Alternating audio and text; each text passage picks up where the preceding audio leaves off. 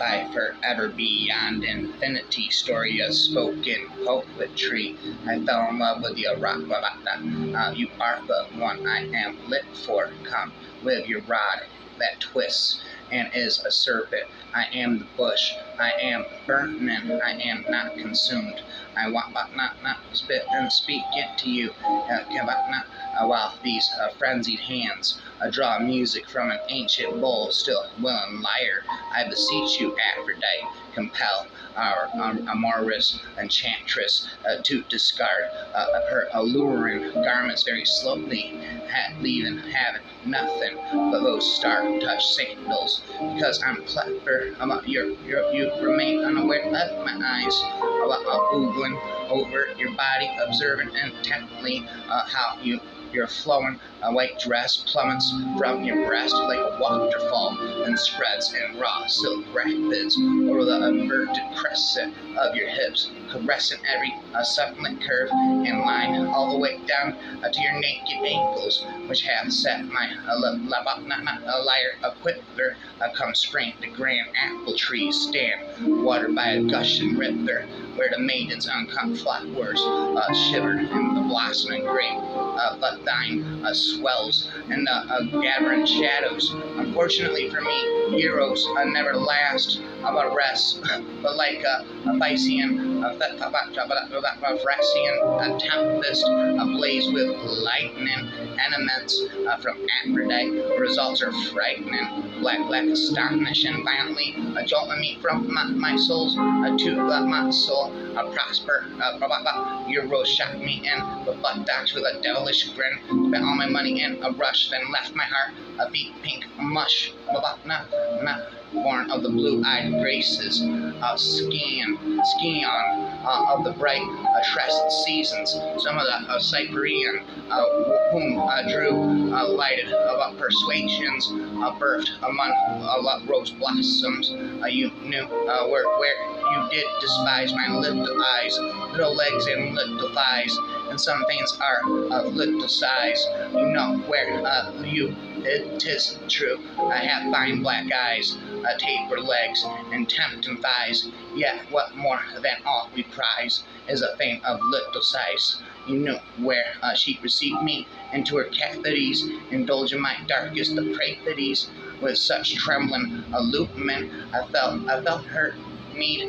Such was the dalliance to which we agreed. She, my high erector, I, her wild steed. She surrendered her all, but valiant to me, the willing hand maiden delighted to please. The perfect courtesan of ecstasy. The church was dim as vespers. My eyes were on the rod, but yet I felt thee near me, and every drop of blood and helpless, a trembling bondage by souls awaits lies on thee. Oh, call me not at dead of night, lest I should come to thee.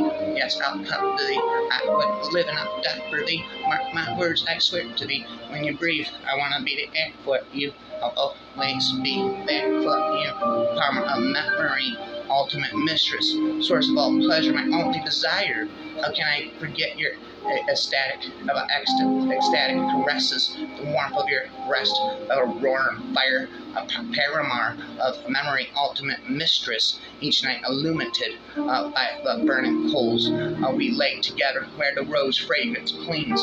How soft your breast, how tender your soul, and we imperishable things, each night illumined by the burning coals. How beautiful the sunsets, these sultry days, deep space so profound beyond life's brief floods. Then when I kissed you, my queen, in a daze I thought I breathed the banquet of your blood, as beautiful as sunset these sultry days. Night thickens around us like a wall, and the deepening darkness arises me. I drink your breath, poisonous yet sweet, as with fraternal hands I massage your feet. A white night thickens around us like a wall. I have mastered the sweet but difficult art of happiness here, with my head and your lap, finding pure joy in your body, your heart, because you're the queen of my present and past. I mastered love's sweet but difficult art. Oh, wow. Oh, perfumes, oh infinite kisses. Can these be reborn from a gulf we can't sound as suns reappear as if heaven misses their light when they sink into seas dark profound? Oh, vows, oh perfumes, oh infinite kisses. My love nude, and knowing my heart whims wore nothing more than a few bright flashing gems. Her art was saving men despite their sins. She ruled like Harlem girls crowned with diadems. Never ending spitting them again, and I had voices begin. A tigress tamed, her eyes met mine. A tigress tamed, her eyes met mine. Her limbs, her lions, or her abdomen, her thighs, oiled alabaster, sinuous as a swan, with pale before my calm, clairvoyant eyes, like clustered grapes. Her breast and belly shone, skilled in more spells than evil limps I can muster to break the peace which had possessed my heart. She flashed her crystal rocks, hypnotic luster, till my quietude was shattered, blown apart. Her wrist, waist, her breasts enormously outthrust, and yet somehow still coy, as if soul haunches of Antiope had been grafted to a boy. The room grew dark, the lamp had flickered out, a mute firelight alone lit each glowing stud.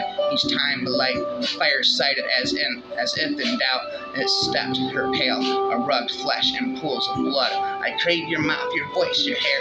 I stalk the streets, silent and stark. Then bread does not satisfy me, dawn does not divert me from my relentless pursuit of your fluid spore. I long for your liquid laughter, for your sunburned hands like savage harpists. I lust for your fingernails, pale marbles. I want to devour your breasts like ointments whole. I want to ingest the sunbeams, seemed about your beauty, to eat the qualent nose from your aloof face, to lick your eyelashes flickering shade. I pursue you, snuffing the shadows, seeking your heart's scorching heat, like a puma prowling the heights of Fort River. On pitiless black waves, unsinking stars bide, while pale Ophelia, lethargically drifts back her tangle and her veils. She floats on the tide, far off in the woods. We hear the silent, strident bugles cry for 1,000 years or more. Said Ophelia, this is an absent phantom has rocked here to and fro for 1,000 years or more, and her gentle folkly Ophelia was rocked here when the night breezes blew for 1,000 years or more. Said Ophelia has passed an absent phantom down this long black river for 1,000 years or more, and her sweet madness Ophelia has made this river shiver.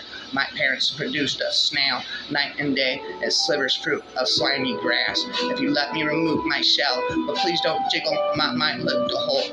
My body's like a breadfruit ripening on a tree. My skin's coarse, my pulp thick. My lord, if you want me, pierce me with your stick, but don't squeeze, or the sap will sully your hands. My powdered body is white and round. Now I'm Bob. Now I sink. The hand that needs me may be rough, but my heart at the center remains untouched. Let us seem overflowing with joy as we observe the receiving of the flower. The lovely maidens beam, their hearts leap in their breasts. Remove your clothes, let down your hair. Come as naked as the day you were born, virgins. Lovers, don't reveal all of their secrets. Under the covers they may count each of their other's moles that reside and hide in shot regions by forbidden holes, and keep the final Italy strictly from Aunt Sally. Is there anything sweeter than these hours of love when we're together and my heart races for what is better than embracing and fondling? When you visit me and surrender to delights, if you reach to caress my thigh, I will not spit in never-ending rhymes. Love's like, let's slip down to the pond. I'll bathe while you wash me from the nearest bank. I'll wear come slowly eating, lips unsuited to the bashful, a sip by jasmines as the faint to be reaching late. His flower round her chamber hums, counts his nectars of lights and lost in balms. Wild nights where I with thee, wild nights should be our luxury. Futile the winds to a heart and pour down with the compass down with the chart, growing and eating the sea. My eye, but more tonight in thee. Why can't I say except? What can I say? Why can I say except that my mattress feels hard to me, and that the sheets enclosed keep me tumbling to the floor above those long sleepless nights, endlessly tossing nights? Why do my weary bones ache? Why is my restless body racked with pain? But if I was blessed and assailed by desire, surely I know it. Certainly Cupid's crept and wounded me with some secret art that is silverous dart has found and lodged fast in my heart, where cruel love now commands my conquered breast. When as and silky my Julia goes, then methinks how sweetly flows a liquefaction of her clothes. Next, when I cast my eyes and see that brave vibration, each was free, each weight free. Oh, how that glittering taketh me, a sweet disorder at the dress kindles and clothes in wantonness along about the shoulders thrown, and to a fire of distraction and eerie lace, which here and there enfrails the crimson stomacher, a cuff merciful and bared by ribbands to flow confusedly, a winning wave deserving no. And this tempestous petticoat is my tempestous petticoat, a careless shoe string, in whose tie I see a wild civility do more bewitch me than when art is too precise in every part.